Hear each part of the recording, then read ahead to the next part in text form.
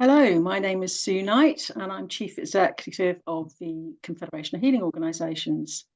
And I'm delighted to introduce you to Crystal Rose Addison, who is Director of Divine Energy International. Welcome, Crystal. Hello, Sue. Thank you for having me on today. You're very Lovely welcome. to see you. Very welcome. Okay, Crystal.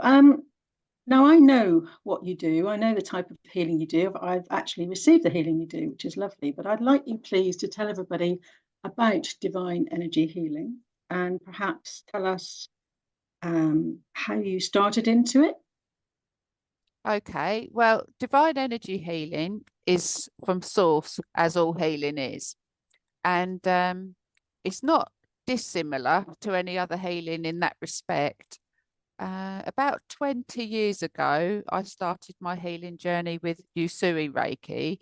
And the level 1 of divine energy is very similar with it being attunement based and really quite simple. But from level 2 with divine energy, there's only one universal symbol, whereas with Usui Reiki, that you've got the Daikomyo and the Seihei Ki and the other ones coming in from level 2, and then you get more going on. But because the healing's intelligent healing, it's just hands on the shoulders or slightly off, and it goes where it's needed, much the same as spiritual healing, I'm led to believe. And the only difference being that you have the attunement, that it's attunement based to speed up the process and clear the channels, if you like.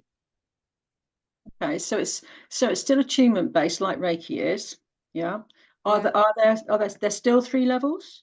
There are 3 levels, but there's also with some Usui Reiki, there's just the 3 levels. The one I learned was with 3A and 3B. So you've got your apprentice level where you have to, I have to remember myself now, do 3 healings and have an observation. You have to do, I think it's 3 on a chair, 3, Oh, don't on worry. the couch. I can't remember exactly, but I know, Don't worry, we're more interested in what you do.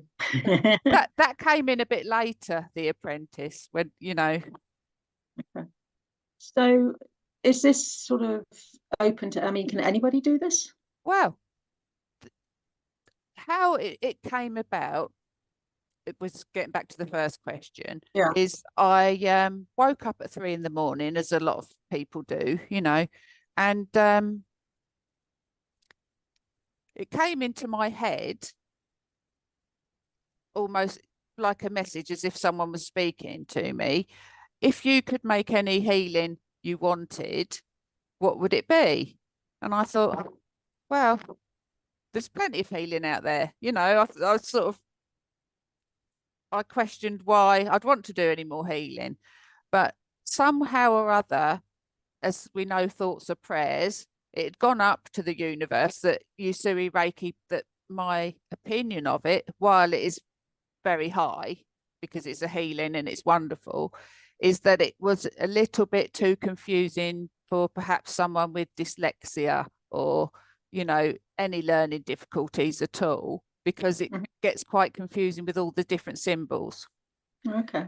And I'd have liked something a bit simpler, whereas as far as I'm aware, spiritual healing is very simple, but not everybody wants to go to the church. I do. I'm a spiritualist, as an aside, but not everybody wants to go to a church. Then the healing, they'd like to do it in a more mainstream way, if you like. Okay. And Reiki is obviously very well known. It's sort of almost become a brand name, hasn't it? Like, like Hoover as a vacuum cleaner. True, yeah. It's become a brand name. So are you rather hoping that divine energy healing is going to become a brand name? Absolutely. Absolutely. I did try to copyright the name, but it's already there's already other healers out there with divine energy. Right. And what happened from that was I got the message that it couldn't be copyrighted because it's too generic. I thought, well, in that case, no one can really point the finger and say you can't use it because it's generic. So that sort of works both ways, you see. And the divine energy healing that's come about is as a result of me being woken up at 3 in the morning and things coming to me and having this tete-a-tete, a little bit similar to Neil Donald Walsh's Conversations with God, where he's saying what's going on here, but it came more as a film screen playing out, if you like. Right. And trying things on for size. It got to 6 in the morning and I said, oh, you know, I need to go to sleep now. Can I go to sleep and we'll carry this on a bit later? So were you So I went to sleep for a couple of hours, and then got up and started writing. So you literally were getting all these sort of symbols and things coming through, or just it was more of a back and forward. Well, what about this? And then, oh, you could do this with the crystals. You want to bring the crystals in. It's something like the Star of David pointing in at a person. You know, there was lots going on that I haven't incorporated into it because it turned out that I'd want it quite simple. The whole point of having a new healing for me, or, you know, not a new healing, because as we know, it's all from source, but and healing with a different umbrella was to make it simpler for people.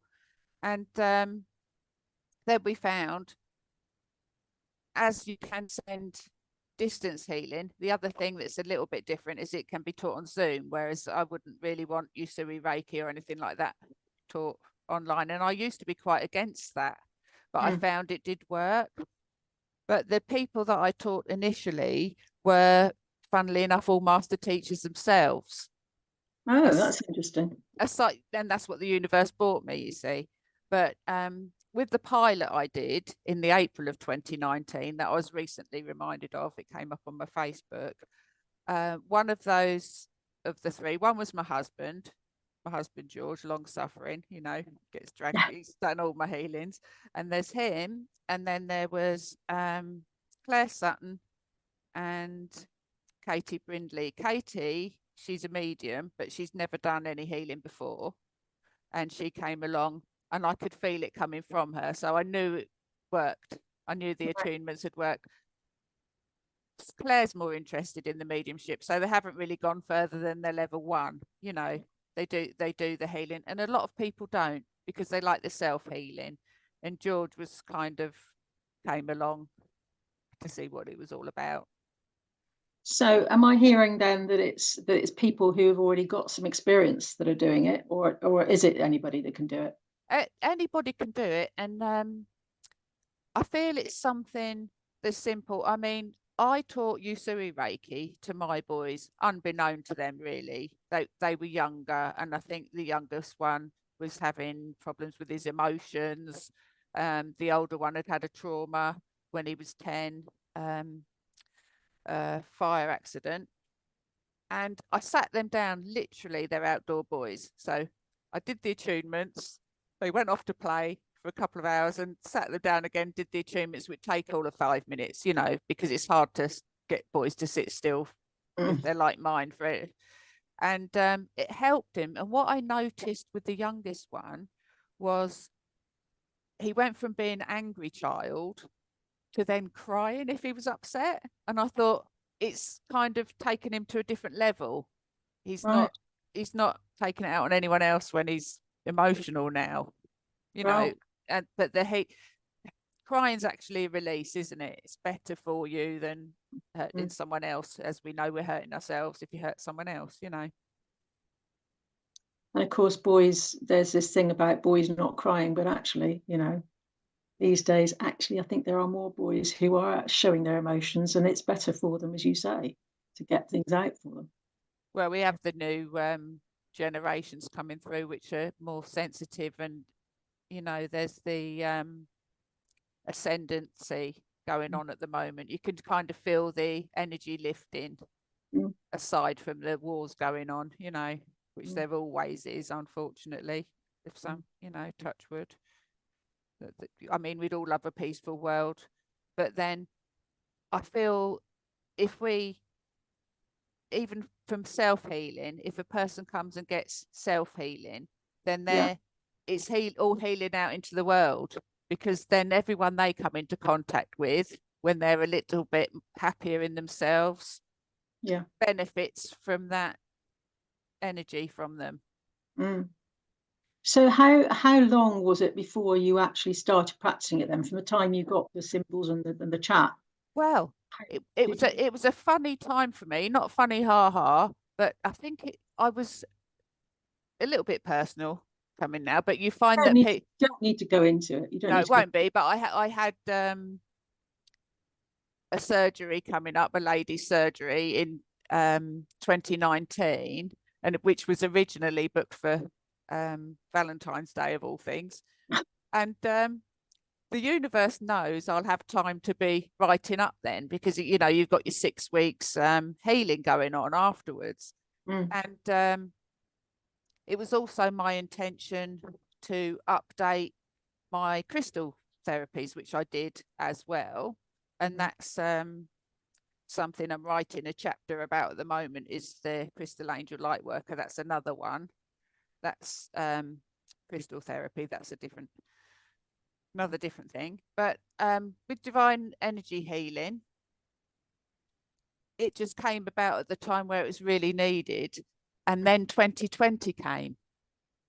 So it was a little bit of an experiment to see, well, can we do this online? I was teaching a different modality with a healing association online, and one of the people on there who'd chosen me as the teacher, I said to them after, I said, well, I've got this divine energy healing. I'm not sure. I know distance healing obviously works, and I haven't done any online teaching before of this nature, but could we try and see if it works? You know, would you be up for seeing if it works? And it did. You know. Excellent. But getting back to when I did my pilot, one of those had never had any healing at all, no experience. You know, so I knew that the attunements worked in person, but I didn't know if they'd work online, but they did, and that came about. And then through 2020, that's when I started teaching people online, and it branched off from there. So you can teach in person or online. Oh, yeah. And how long does it all take? Presumably you're now training people. Yeah. So online, it's pretty much like 10 till 4 daytime. You could do it over 2 days, but it's a 1 day for the level 1, and level 2 and level 3 the same, but it's apprentice first, so you've got four levels. Right. And is there a certain time in between, like with some Reiki, there's a certain time in between that people have to wait until they do the next level? Well, if they've done Usui Reiki before and they've already had their 21 days, then sometimes that's, you know, you've already done it. So you could do it a little bit sooner. But as a general rule of thumb, you still have your 3 weeks after. But it's usually about 6 months. You know, people have it a bit further apart generally. Or go by how they feel. I kind of go by how they feel. And if it, you know, in divine timing, if you like. But I would say if they'd never had any healing before, from level 1, from the self-healing, to have the 3 weeks, and it takes time to process, doesn't it? It takes time to sort of assimilate all the energies, etc., and to actually process it all. Yeah. And so much happens within that time as well when people are learning. I know that's what I used to find when I was teaching. Yeah. They went through a long period, and often a crisis as well when they're doing the training. Exactly that. I was just thinking exactly the same thing, because it can be, not all healings gentle and nice and all bells and whistles and everything else. It's quite a mucky business. You know, it dredges up all the toxic energy from your past or anything. I mean, I I had a row with George one night. I mean, we get on, we're so compatible, we don't, but I'd had a dream about being in a relationship I'd been in my teens, which was very toxic. And I just woke up from that and it was almost like I'd still in it, you know. I don't know if he slapped my face or, you know, but it was like that. It was, you know, because it does bring everything up that needs healing. And as much as we say, oh, we're healed from everything now, healing's an ongoing thing, really. Of course. Oh gosh, yes, absolutely. Even after all the attunements and all the healing you do ever, you find sometimes you're holding on to a little bit of resentment or, you know. But let's not put people off. No, nobody does. But it does, you know, it's good. But the thing is, if you learn how to give healing as well with the ongoing journey, then you can self-heal. And if you're giving attunements, you also get some healing, don't you? You know, so it helps you to keep on top of everything. Yeah. You know, that's the idea of it all. Anyway. So the organization that you are director of, Divine Energy International, do you have a website that people can go on to? Yeah, it's literally divineenergyinternational.com. And that came about originally just from divine energy healing and people get together, but then it's still in its infancy, but the thought behind that is that people can promote their own healing within that. Because for me, the analogy I use is if you go into a shop and you've got your different colors hanging up together, some will go for the blue, some will go for the pink, you know, it's all the same. It's all a jumper, if you like. It's all a sweatshirt, but some people like that one, some like it with the hood on, and that's what the healing is for me. I like that analogy. That's really good. Yeah, that's really good. I remember that one. Okay, well, look, we'll make sure that all the contact details are underneath the video anyway, so that people can easily click onto the link and find out about what to do if they want to join you, or find out a bit more about it. Anything else that you wanted to say about it? Well, it's just wonderful to be associated with the Confederation of Healing Organisations, because, you know, it's a well-renowned, well-reputed umbrella body for all of the healing. And it's nice to have that association, and we're very grateful for it. Thank you. Thank you. Thank you. You're very, very welcome. Very welcome. Right. Thank you, Crystal, for giving your time today. That's lovely. And thank you, Sue. Let's hope we get lots more new healers on board. Okay. Take care. Thank you. Take care. Bye. Bye for now.